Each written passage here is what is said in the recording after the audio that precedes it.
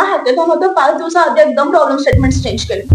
आम्ही टेन्शन मध्ये आलो. आमचं ना गव्हर्नमेंटसाठी सोल्युशन आहे. सॉलिड वेस्ट मॅनेजमेंटसाठी प्रोजेक्ट आहे. ओके. कस्टमर साइडनी अश्युरिटी देण्यासाठी बरं. आम्ही एक सोल्युशन प्रोव्हाइड केलं. All the departments of an engineering college have a few things in common. Deadlines, assignments, boring seminars. But our department is different. The AIDS department of NK Orchid College of Engineering has some stories to tell you. From late night coding sessions to unexpected hackathon wins. This is where the AIDS fam speaks. Hello, ladies and gentlemen. I'm Sohan Katgeri, and I welcome you all to the very first episode of this podcast. This podcast is being hosted by the AIDS department of NK Orchid College of Engineering. So, have you ever wondered what goes behind the scenes of an international level hackathon winning team? Well, neither do I. So let's find out. Hello, Shruti, Varsha, Arti. Welcome. Hello Sohan. कशा आहात तुम्ही?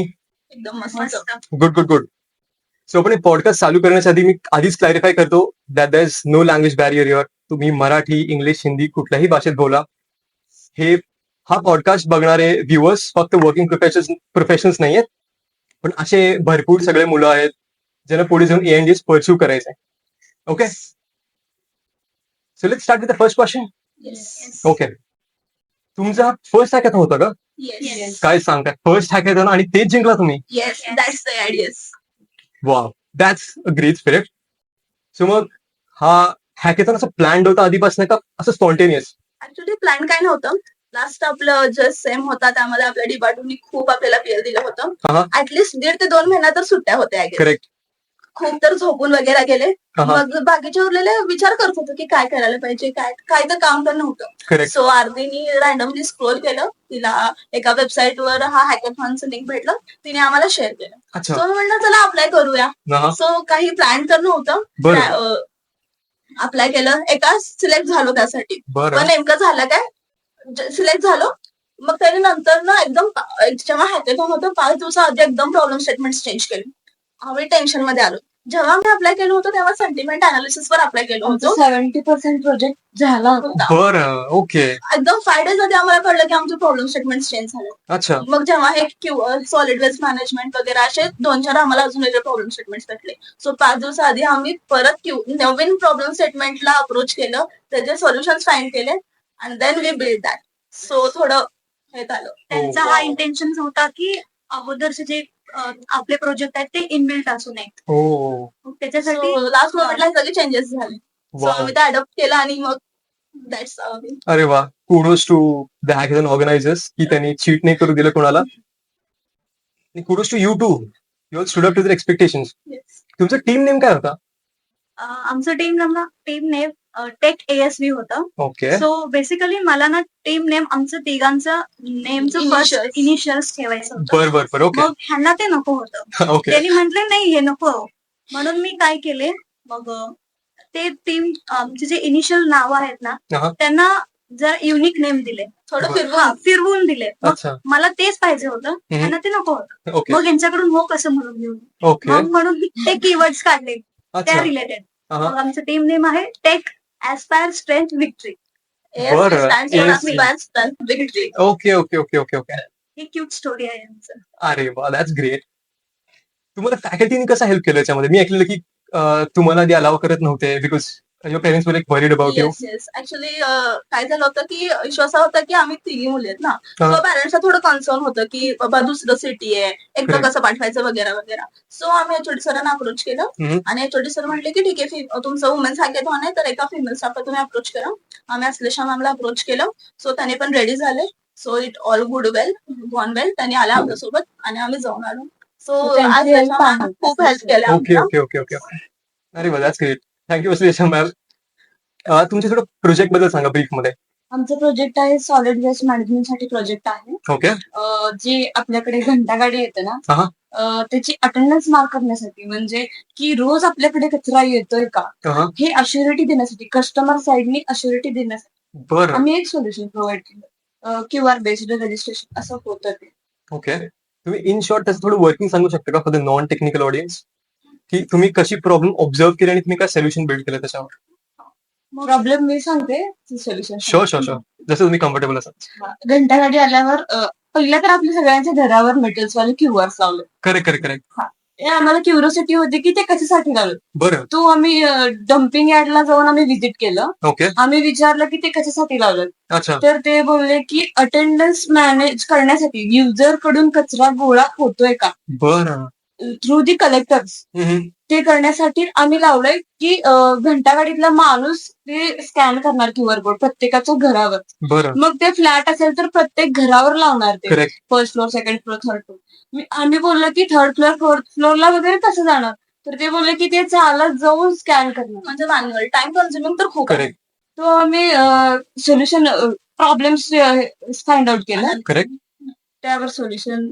आमचं solution असं होतं की आम्ही हे गव्हर्नमेंटचं जे काम आहे जे मॅन्युअली आहे टाइम कॉम्प्लेक्सिटी खूप आहे correct correct. Time consuming process आहे आणि मेटल वरती प्रिंट करणं आणि हे पण कॉस्टली आहे. Correct. मग अँड्रॉइड डिव्हाइस वरून आम्ही ऍप करणार होतो गव्हर्नमेंटसाठी. बरं. मग ते सगळे कॉमन पीपल्स युज करणार अच्छा. आणि ते त्यांचं बेसिक डेटा जे नॉन टेक्निकल पीपलला पण हेल्प होईल ते Correct, correct. त्यांना समजेल User काय friendly. युजर फ्रेंडली वगैरे. मग त्यांचं बेसिक डेटा आम्ही घेणार ते बरं. बाइंड करून आम्ही ते त्यांना क्यूआर कोड जनरेट करून देणार आणि ते इझिली डाउनलोड करून त्यांच्या बकेट्स वरती लावतील. इन्स्टेड ऑफ ते जे मेटल वरती ते प्रिंट करून लावतायत ना ते त्यांचं कॉस्ट वगैरे वाढेल. आणि आम्ही जे मॅन्युअली स्कॅनर घेऊन आता जे एक्स्ट्रा लेबर्स त्यांनी हायर करणार होते ना आम्ही हार्डवेअर तयार करत आहोत. मग ते हार्डवेअरना आम्ही गार्बेज जे व्हेकल आहे त्याच्यावरती आम्ही ते लावणार आहेत. आणि बरं. मग ते जेव्हा युजर म्हणजे आपण जेव्हा कचरा आपण थ्रो करायला जातो ते ऑटोमॅटिकली स्कॅन होणार आणि ते अटेंडन्स त्यांचं मार्क होणार. बेसिकली हे आमचं ना गव्हर्नमेंटसाठी सोल्युशन आहे. म्हणजे एका एरियामधून किती कचरा वगैरे जनरेट होईल ह्यासाठी वगैरे अनालिसिस करू शकतो आपण. बरं बरं In बरं. future. म्हणजे फक्त कस्टमर फीडबॅक पण नाही, गव्हर्नमेंटला Feedback पण हेल्प आहे, होईल. feedback पण आहे. Okay okay okay. वाव. एक रिअल लाईफ प्रॉब्लेम आयडेंटिफाय करून एक सोल्युशन बिल्ड करणं, this is what a country wants.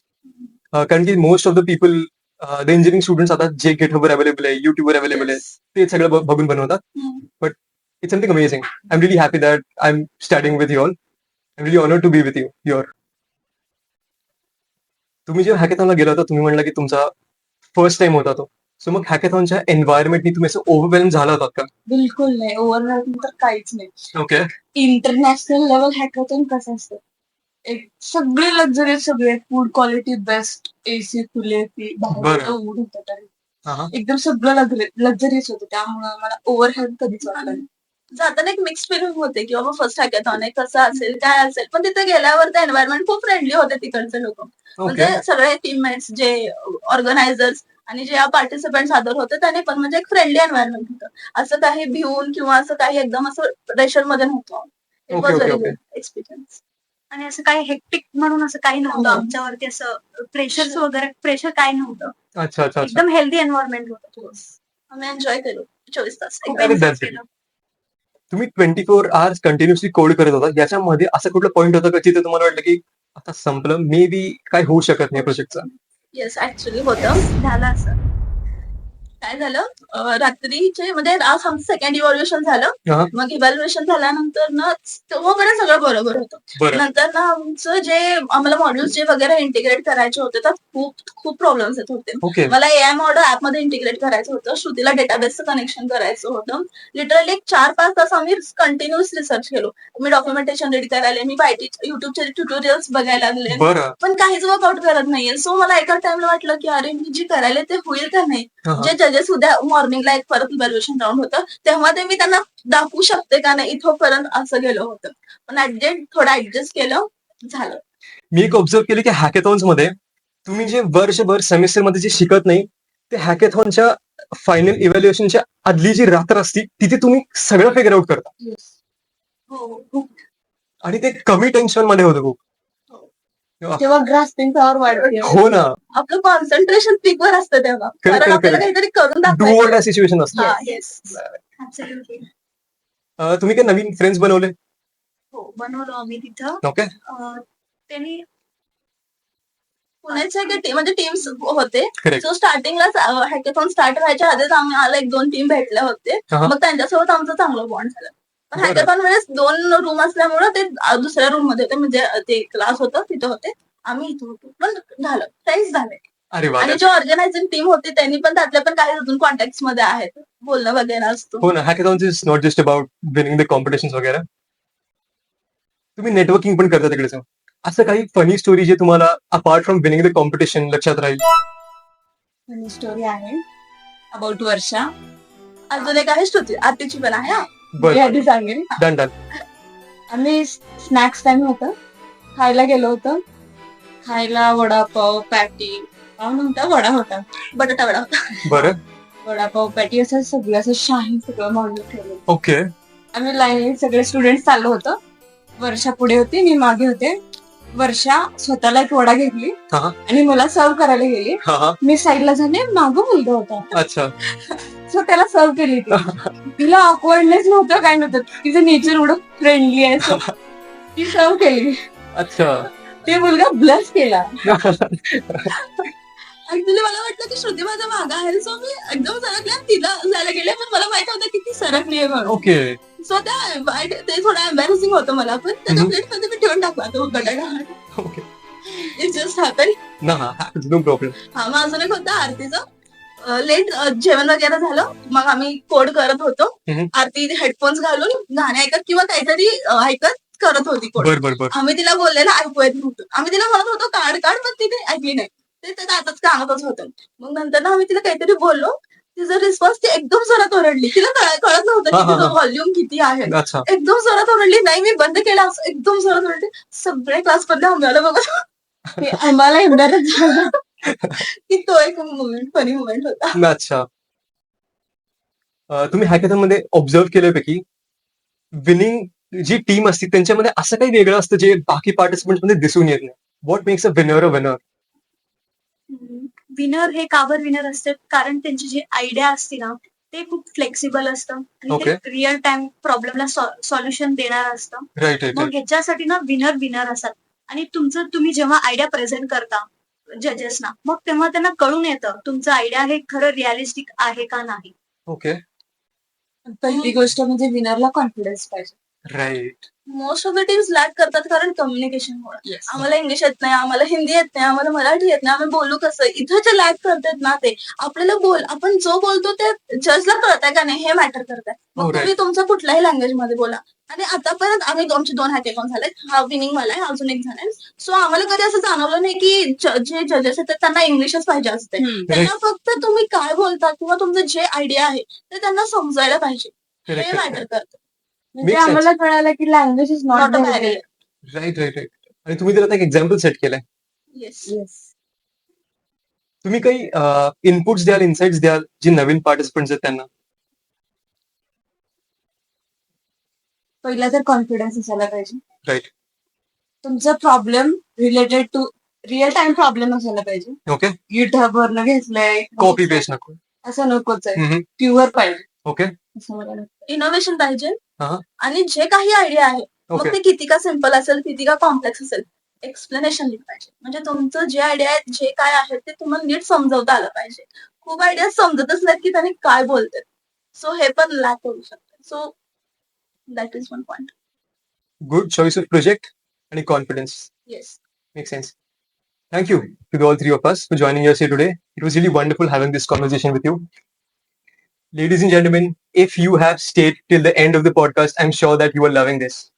If you're interested in listening to more such stories and you gain valuable insights into technical competitions and the tech industry, stay tuned. We are here for you all. Thank you very much. I'll see you in the next one. Thank you Have a great everyone. day. Thank